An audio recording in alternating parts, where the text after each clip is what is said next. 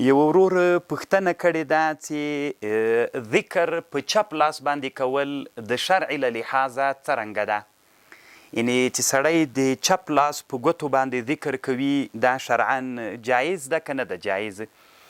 اصل کې خبره داسې ده چې په ابو داود شریف کې ابو داود رحمه الله یو حدیث راوړی په خپل سنن کې رسول الله صلی الله علیه وسلم حدیث ده. عبدالله بن العمر بن العاص وی رأیت رسول الله صلی الله علیه وسلم وی ما رسول علیه السلام ولید یعقد التسبیحه یعنی په ګوتو باندې ذکر کو. دغه حدیث چې ابو داود رحمه الله روایت کړی د دوه کسانو نه روایت کړی ده. یو سړی عبید الله نومیږي، یو محمد ابن قدامه نومیږي. د عبید الله په روایت کې دغه زیادت نسته چې بیمینه ده او د محمد ابن قدامه رحمه الله په روایت کې دغه زیادت سته ده. نو یعقد التسبیح ابو داود رحمه الله وی قال ابن قدامه وی بیمینه یعنی په ښي لاس باندې به رسول صلی الله علیه وسلم دا ذکر شمیر. نو اوس مسئله دلته دا د علما د کتابونو کې مسئله داسې ذکر کوي چې په چپ لاس باندې ذکر کول څنګه ده؟ دغه زیادت اصل کې خو حدیث کې داسې راغلی عبدالله بن العمر بن العاص وایي ما ولید رسول صلی الله علیه وسلم ذکر یې کو د ګوتو باندې. نو بیمینه د بیمینه ټکی بعضې علما وایي چې دا ټکی شاذ ده، بعضې علما وایي چې دا ټکی محفوظ ده. که بالفرض دا ټکی شاذ سي یعنی معنا زیادت دغه زیادت شاذ سي نو شاذ خو بیا قابل د اعتبار نه ده. نو چې قابل د اعتبار نسو نو بیا ذکر هم په ښي لاس باندې جایز ده او هم په چپ لاس دواړو باندې جایز ده. ځکه یعقد النبي ما ولید نبی علیه السلام چې ذکر یې کو په ګوتو باندې نو بیا خو مطلقې ګوتې که د ښي لاس وي که د چپ لاس وي دواړه جایز ده. نو که دا ټکی شاذ سي دا بیمینه ټکی او که چیرته خو بیا هم که دا ټکی شاذ سي افضل اولا دا ده چې ذکر په ښي لاس باندې وسي، دا اولا ده. ځکه د رسول صلی الله علیه وسلم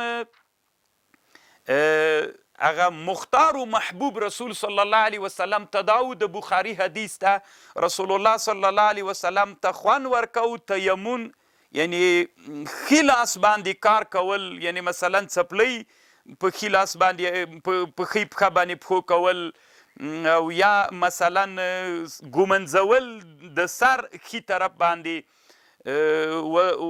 و طهوره و فی شانه کله و فی شانه کله نه دا معلومیږي چې په ټولو امورو کې نبی علیه السلام ته تیمون خوند ورکو، دا رسول الله ته محبوبو. نو که بیمینه ټکی په حدیث کې شاذ سي نو بیا په ښي لاس هم ذکر کول جایز ده او په چپ لاس هم جایز ده، خو اولا دا ده چې په ښي لاس باندې وسي. دا یوه مسئله ده. او علي قاري رحمه الله په شرح د حسن الحسین حرز الثمین کتاب کې لیکلی دي چې دا ټکی چې دا مدرج ټکی ده، یعنی دا ثابت په حدیث کې نه ده، دا مدرج ده. دا ټکی دا د علي قاري رحمه الله رایه ده. دی وی دا حدیث نسایم روایت کړی ده او ترمیزی هم روایت کړی ده. نورو د کتابونو د احادیثو کې مسته حاکم په مستدرک کې روایت کړی بیمینه ټکی نسته ده. دلته چې په ابو داود کې د محمد ابن قدامه رحمه الله روایت کړی هغه شاذ مدرج ده. دی وی علي قاري صاحب وی دا ټکی مدرج ده. دویمه ډله علما وی چې دغه ټکی بیمینه ټکی چې ده دا زیادت د ثقه سړي ده، نو معنا د حدیث محفوظ ده. نو چې حدیث محفوظ سو نو خو بیا دې نه داسې معلومیږي چې نبی علیه السلام به ذکر چې کو په ښي لاس باندې به یې کو.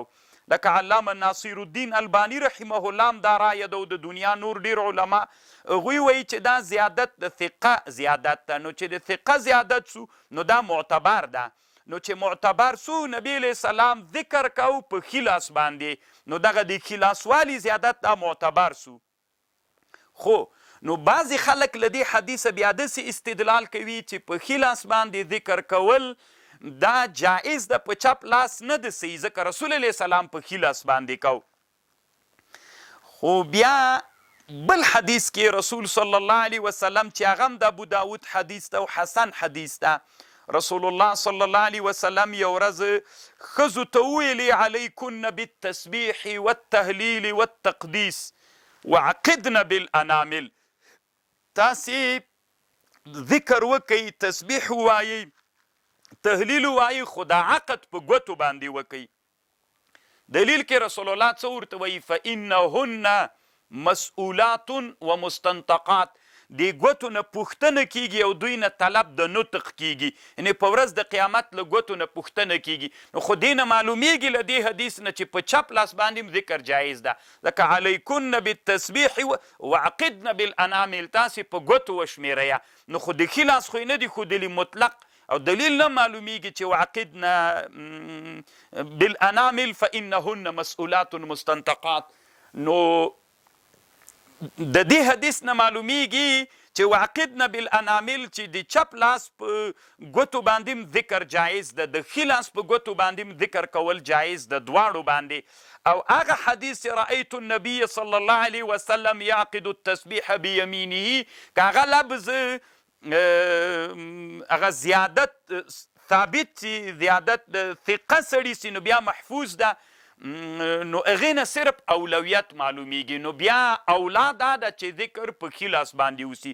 که اذکار لږ اذکار ول سړی پکې غلطېده نه، بیا اولا دا ده چې په ښي لاس باندې اذکار وسي. او که اذکار ډېر اذکار ول نو بیا جایز ده چې په ښي لاس یې وکړي او په چپ لاس دواړو باندې یې وکړي. نو علي قاري رحمه الله په حرز السمین کې هم همدغه خبر لیکلی ده چې که په ښي لاس باندې ذکر کوي، له دې نه دا نه معلومیږي چې چپ لاس باندې ذکر کول جایز نه ده. سره له دې اولا دا ده چې په ښي لاس باندې علي قاري رحمه الله وایي نعم عند حصول الاکتفا بید واحد فلیمنا اولاد کما لا یخفا. نو اولا دا ده چې په ښي لاس باندې وسي، اما که په چپ لاس باندې ذکر ډېر ورسره وسو نو پروا نه کوي، بلکې بعضې حالتونو کې باید په هغه باندې موسي، ځکه فانهن مسئولات مستنطقات له دې حدیث نه ورته استدلال کول کیږي.